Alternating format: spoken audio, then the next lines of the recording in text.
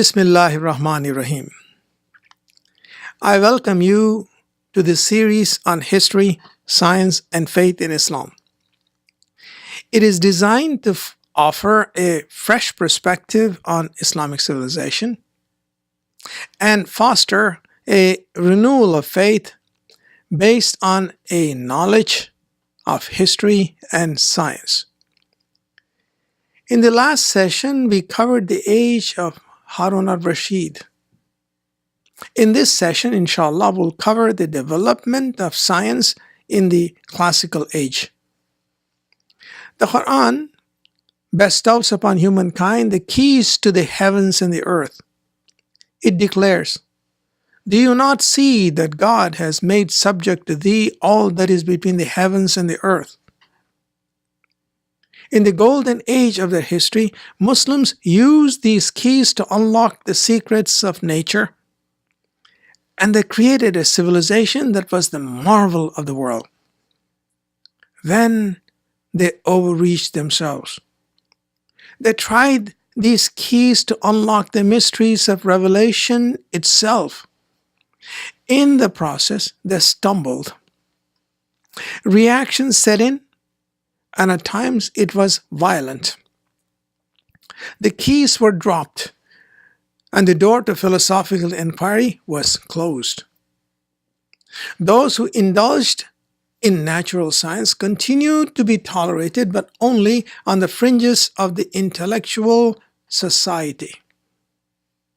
Nature, in turn, closed its doors on the Muslims, and the riches of the world were bequeathed to other civilizations. The initial thrust of Islamic learning was comprehensive. It embraced the study of the Quran, the Sunnah of the Prophet, as well as the sciences of fiqh, kalam, logic, tasawwuf, politics, sociology, history, philosophy, science, and technology. The approach was at once rational and empirical, but was always based on the overarching paradigm of Tawheed. For more than 500 years, during the era of the Abbasid Khilafat in Baghdad, from 750 to 1258 of the Common Era, Muslim scientists made fundamental contributions to the understanding of nature and sought to control it through knowledge rather than submit to it through superstition.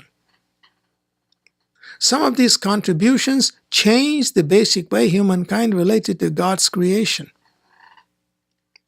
Mathematics and science do not flourish in a vacuum. They develop and are cultivated by intellectual fireworks. And these are deeply influenced by religious beliefs. Religious paradigms color the way men and women look at nature. For instance, Muslims came up with the concept of infinity because they believed in the transcendence of the divine and nature as a continuous unfolding of divine will. A civilization which believed in the finiteness of the divine could not have come up with this concept. The Muslims also invented algebra because they believed that the many patterns in nature derived from the principle of movement implicit in the divine will to manifest itself. Similarly, the Mayans in the Americas and the ancient people of India independently discovered the concept of zero. The Indians did so because of the belief in the cycle of birth and death.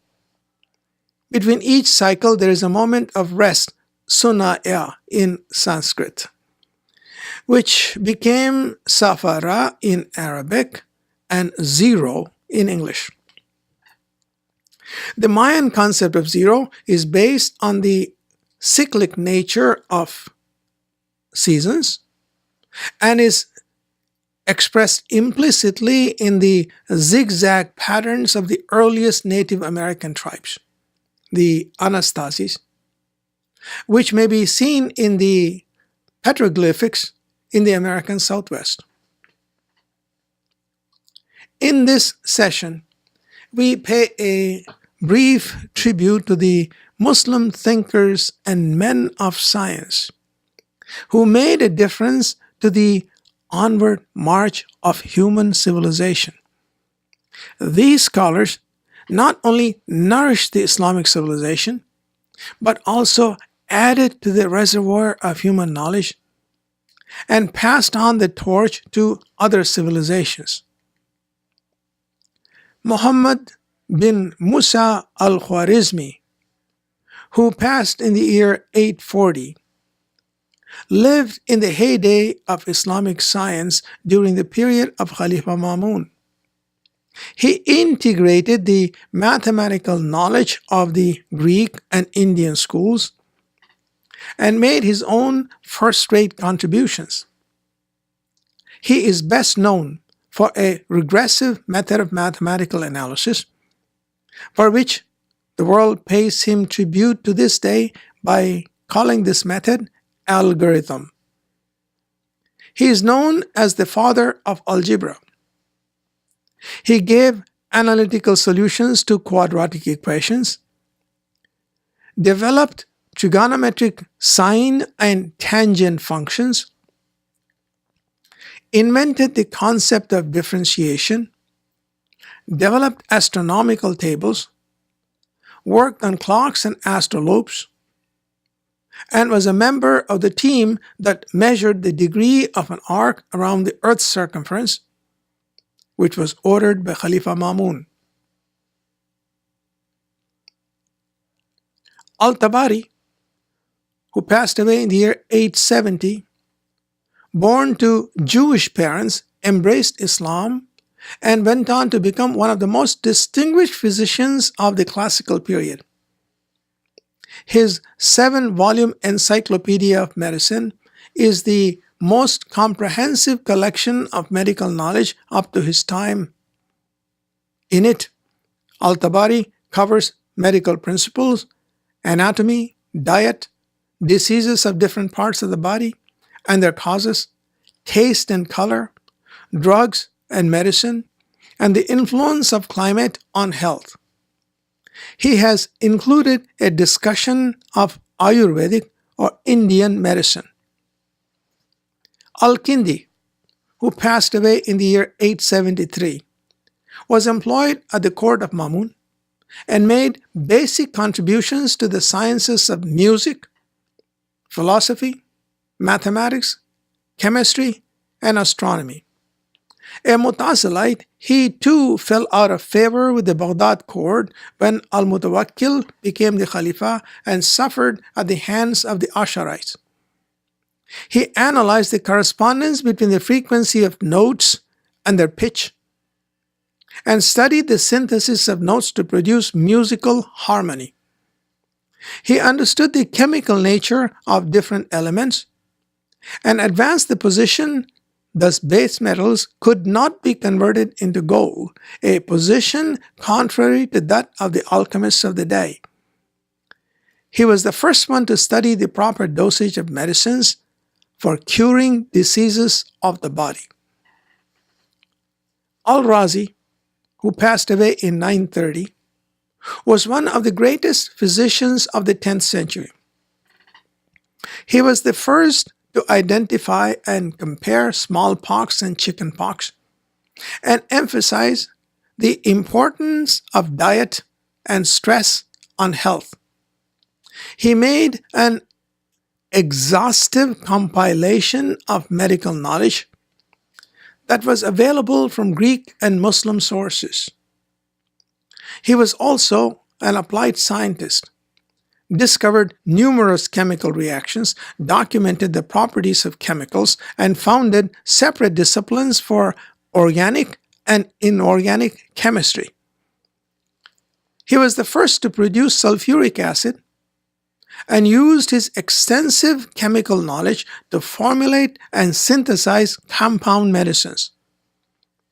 Razi was a Mutazilite and held space and time to be a continuum. Like most Mutazilites, he too was looked upon with suspicion by fellow Muslims of his age. Al-Masudi, who passed away in 957, was the first empirical historian of Islam.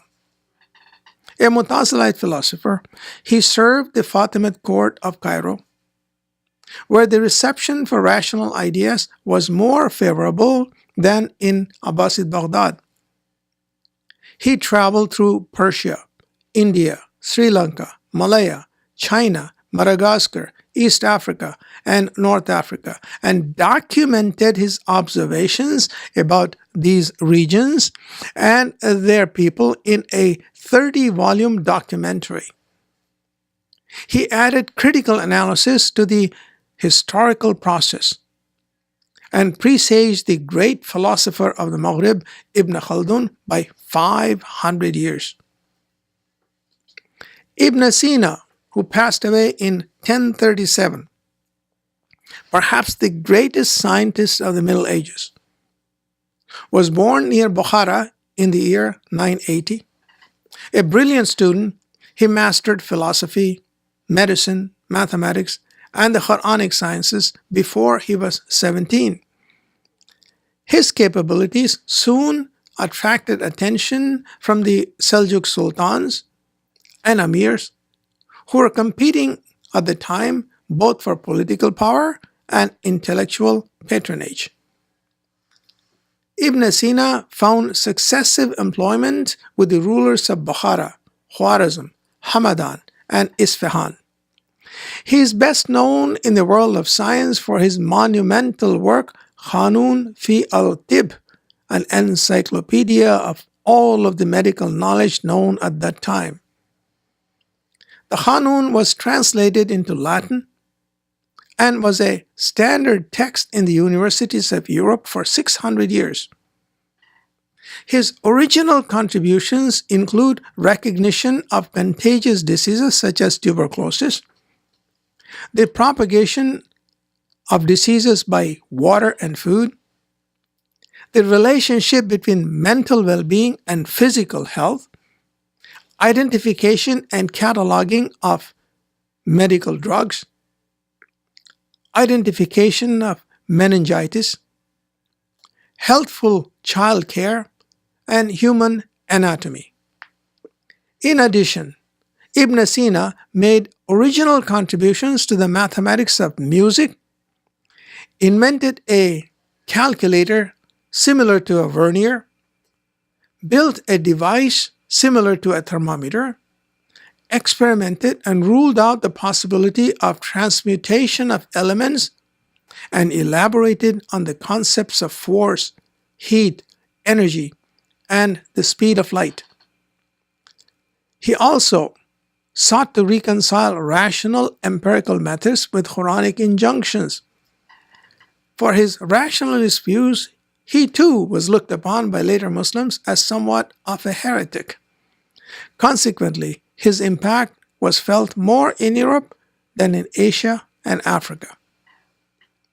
Al-Biruni, who died in the year 1048, was one of the foremost historians and geographers of Islam.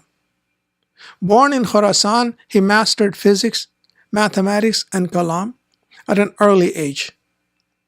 Soon, he caught the attention of Sultan Mahmud of Ghazna, who took Al-Biruni along in his campaigns to India. Al-Biruni, a keen observer, learned the mathematics, religion, philosophy, and sociology of the Hindus, and recorded it in his classic masterpiece, Kitab al-Hind. Almost all of our knowledge of medieval India comes to us from the writings of this scholar. Upon his return from India, he wrote his Qanun-e-Masudi, in which he combined the mathematics of India with the mathematics of Greece. He discussed the Indian numeral system and pointed out the usefulness of the decimal.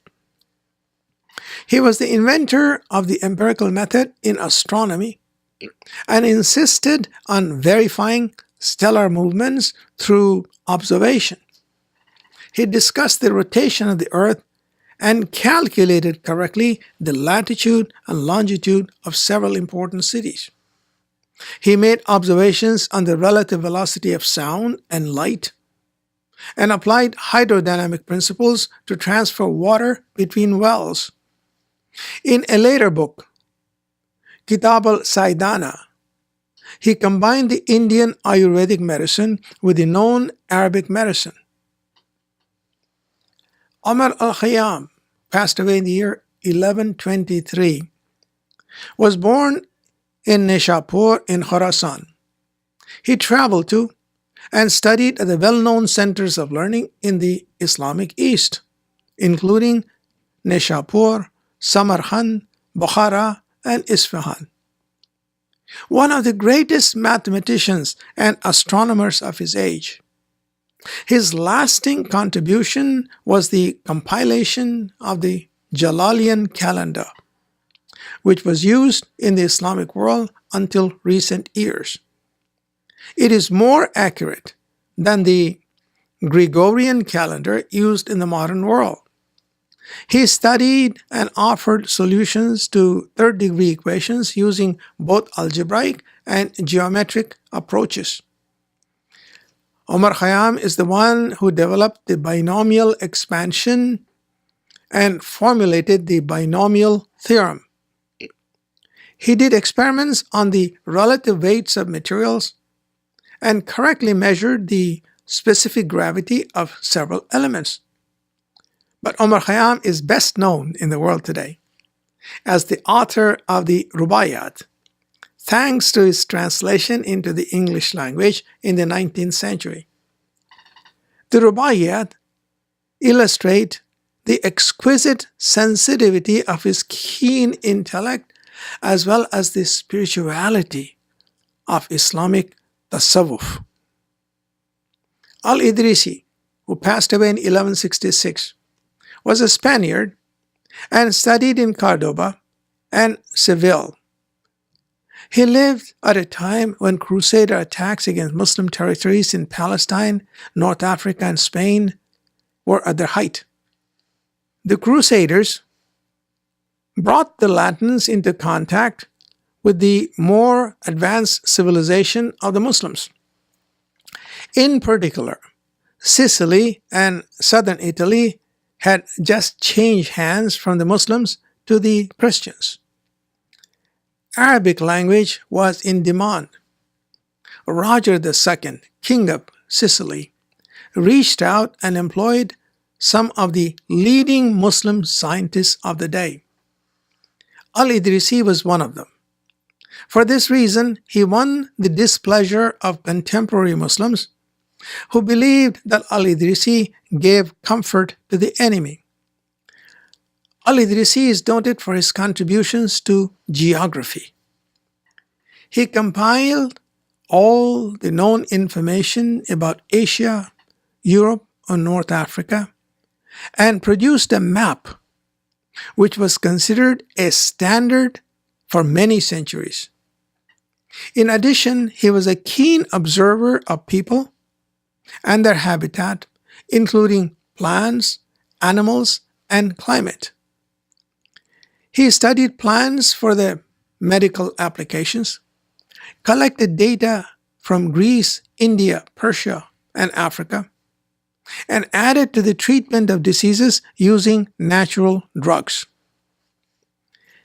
Ibn Rushd, who died in 1198, was the greatest philosopher the world has known since Aristotle. Born into a scholarly family of Spain, he studied under the masters of the age and had access to the extensive libraries in Cordoba. Spain was in turmoil, and Ibn Rushd found employment with Abu Yaqub, ruler of Morocco. Some of the rational views of Ibn Rushd, however, won the displeasure of his benefactor. His books were burned, and he was banished from the court. The world knows Ibn Rushd for his commentaries on Aristotle. These were written at three levels: a brief summary, an intermediate expose, and a detailed commentary. His works were translated into Latin and were a major contributor to the transmission of rational thought to the West. The Muslim East, reeling as it was from a reaction to some of the Mu'tazilite ideas, turned its back on Ibn Rushd.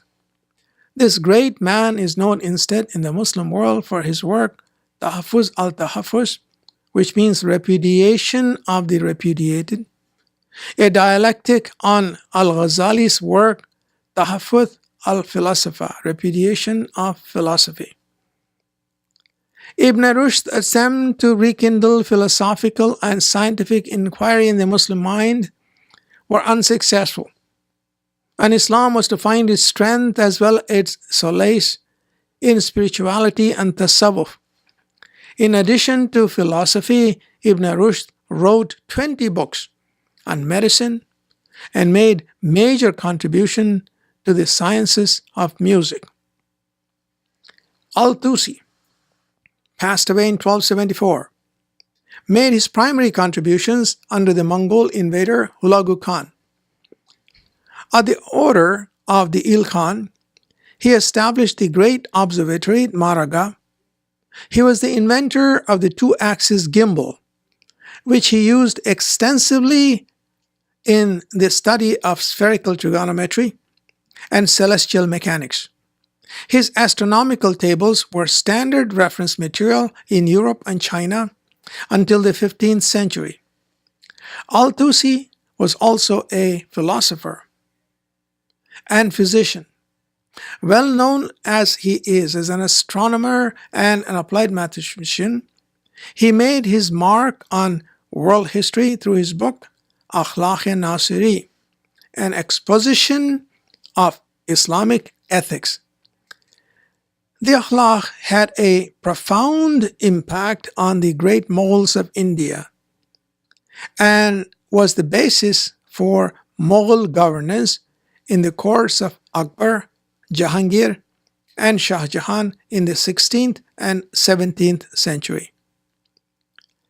Mu'ammar Sinan passed away in 1588, one of the world's best-known architects and engineers, reminds us that the golden age of Islam did not perish with the fall of Baghdad in 1258, but was alive and well into the 17th century. Sinan was born in Kayseri in 1494, drafted into the Ottoman Janissary Corps at the age of 14. He studied at the Palace School in Istanbul as an engineering apprentice. His initial assignments as an engineer attached to the army took him with the Ottoman campaigns towards Vienna in the west and Baghdad in the east. The young Sinan had the opportunity to study not only the Byzantine and Seljuk architecture, but also the architecture of the mosque madrasa complexes in Persia and the cathedrals in the Latin West, serving successively under three mighty Ottoman sultans, Salim I, Suleiman the Magnificent, and Salim III. He demonstrated his brilliance as an engineer in building bridges and civil works and was promoted to the position of chief architect of the empire in 1537. Sinan is credited with the construction of 400 architectural complexes in lands as distant as Yemen and Bosnia. His design revolved around the concept of the kulliyah, which was a combination of a mosque, a madrasa, a hospital, and a zavia. Most notable of his existing monuments are the Suleymaniya complex in Edirne, the Suleymaniya complex, and the Shahzada complex in Istanbul. The skyline of modern Istanbul would not be the same without the contributions of this brilliant man. This brings to an end our session on the development of science in the classical age of Islam. In the next session, inshallah, we'll shift our focus to a new chapter in Islamic history, namely the emergence of the Turks. Assalamu alaikum wa rahmatullahi wa barakatuh.